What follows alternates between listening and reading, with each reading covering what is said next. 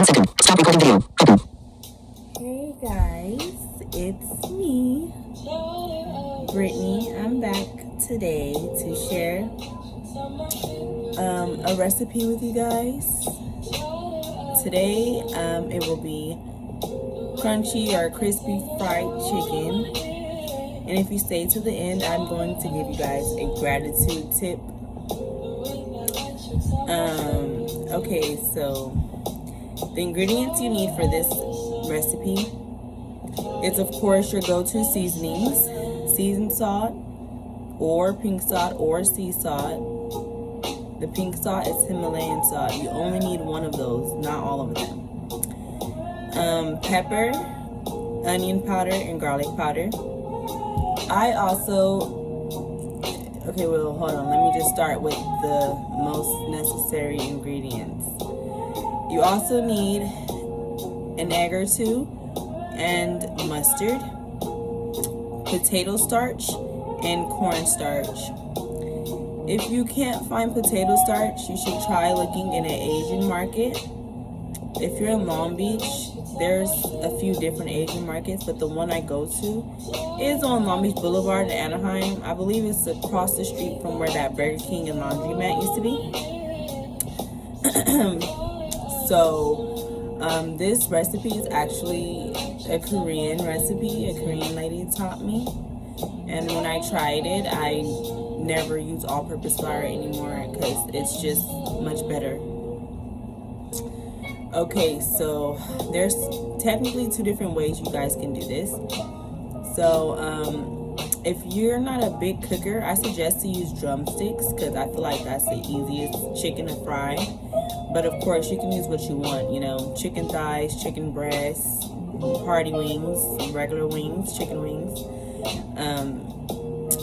So you put your chicken in a bowl. So let's say it's 4 pieces of drumsticks. You're only gonna need like 1 egg and like maybe a nickel or a quarter size of mustard. The purpose of the mustard is to keep the crust on and make the chicken look perfect. I learned that trick from my ex's sister, Shantae.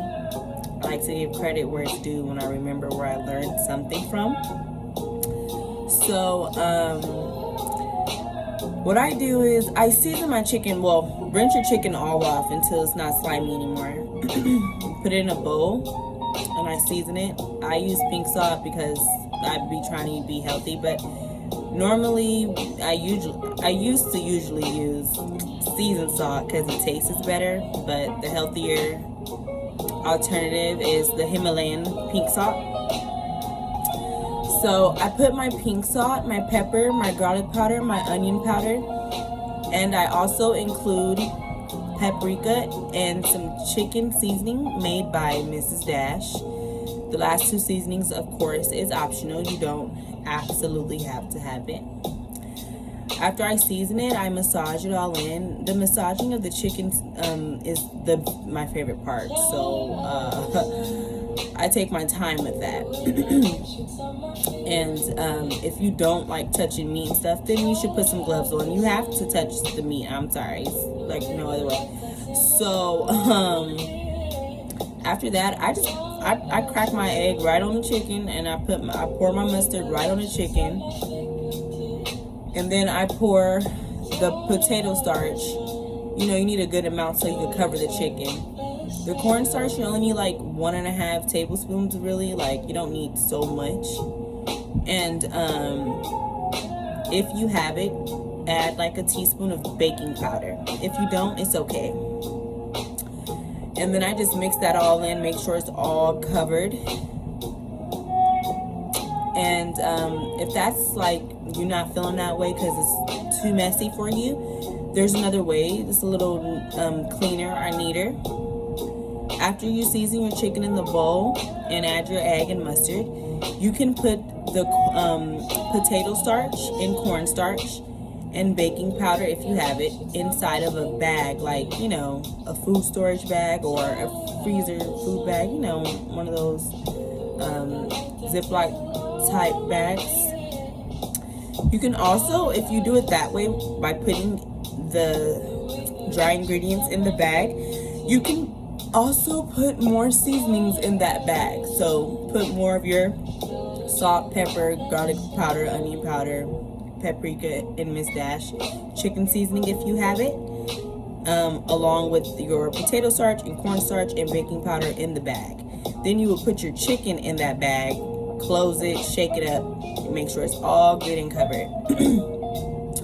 So this is a double fry recipe, and for the oil, your options really is canola oil, peanut oil, or grapeseed oil. Those are the best oils to fry in.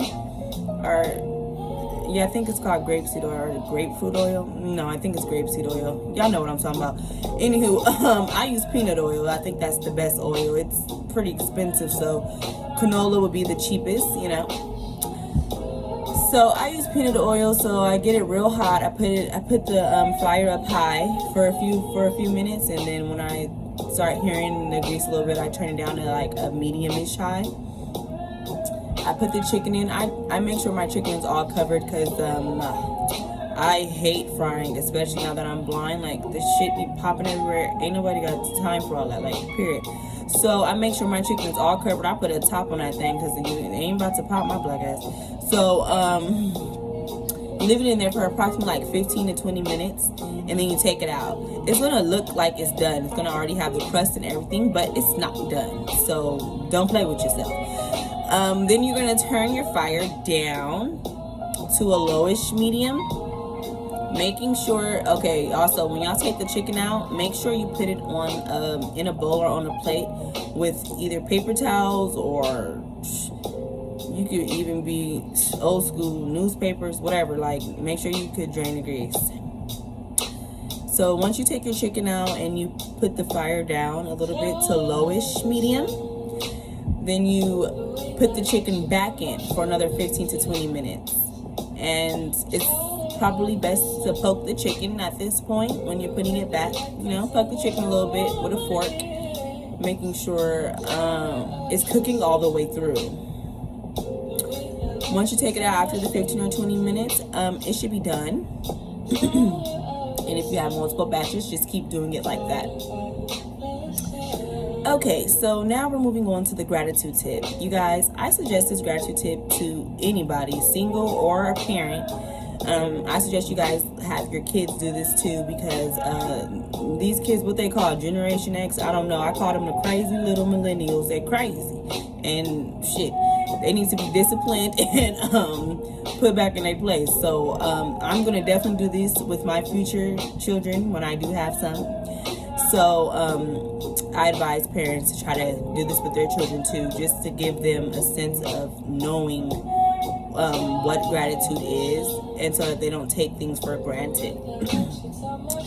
So what I'm going to do with my children eventually, when I have them, I'm not pregnant or anything, y'all, so please, I'm just me by myself. I'm going to buy like the cute colored Post-its. You know how they have different colored Post-its besides the yellow ones. I'm going to buy all types of colors, and it's ideal to do it daily, but you know, people got lives, like we all got stuff to do. So I'm thinking once a week is really the best way. So let's say you're doing it on Saturdays. You know, Saturday before they go to bed or before they eat their dinner or whatever, you're like, oh, what color are you feeling today? Like, you know, what if you had to pick a color for your mood, what color would you pick out of the Post-its? You let everybody pick their color Post-it. Then they have to write their name, the date, and something they're thankful for. I don't care how little it is. I don't care how big it is. I'm going to give you guys some examples, so just so you can get a general idea. I'm not trying to use anything specific. So let's say the mom smokes cigarettes, and she is attempting to stop, like she stopped this week, and that really affected the child. They could put that, like, I am so thankful my mom is really stopped smoking cigarettes. Or let's say they were having trouble with their timetables the whole month, and now they finally got it. They could say, oh, I'm so thankful that I learned my multiple, you know, multiplication. There you go. Or it could be anything. It could be so little, it could be so big. Like, let's say you're driving with your children and you guys almost get in a really bad car accident, but you didn't, you know. They can mention that if they really remember it. They could be like, oh, I'm so grateful that we didn't get in that big car accident, or, you know, anything. I don't care what it is. These kids bad as hell. So it could be, you know, oh, I'm so grateful that I got the present I really wanted for Christmas. Because, you know, stuff like that matters to kids. Like, you know, getting presents is one thing, but getting what you really wanted, that's big. So try to have them be as specific as they can be, you know, but it's not supposed to be a paragraph. It's just like really a sentence.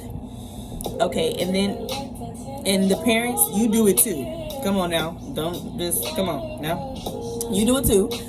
And then you guys put your Post-its in a jar. I'm going to get like a cute tall vase, or one of those cute candy jars with the top on it. That's what I'm going to do.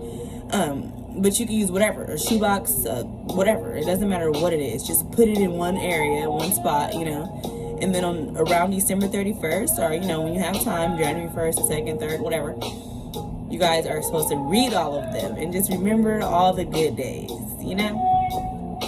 So, I hope you guys like that tip. That tip really works for me. And as you guys know, I'm blind, so I record my gratitude tips and I just re-listen to them on the 31st, and it really does make you feel better. Just remember all the stuff that you went through that year that, you know, bothered you or didn't bother you, or what you're grateful for, or what, you know, it makes you remember stuff. So I think that's a great tip to do, especially for children. But if you don't have none, you definitely should do it just yourself. If you could do it more than one day out of the week, that would be cool, you know. When you notice something really big, it could even be something that is a blessing in disguise. Like, let's say you were trying to find a job and they didn't accept you, and then you found out that company went under. You can be grateful for that. Like, oh, I'm so grateful that job didn't hire me, because I would have been out of a job a month later, or whatever. You know, it could be anything. So I hope you guys like the chicken, and I hope you guys like the tip. My mama loved the chicken, so she was like, that all-purpose flour is out. I'd be like, right. She know what it is.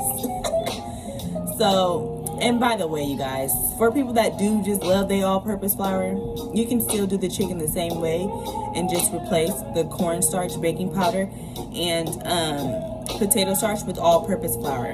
If you use all-purpose flour, you do not need cornstarch or baking powder at all. So do what you want to do it how you want to do it.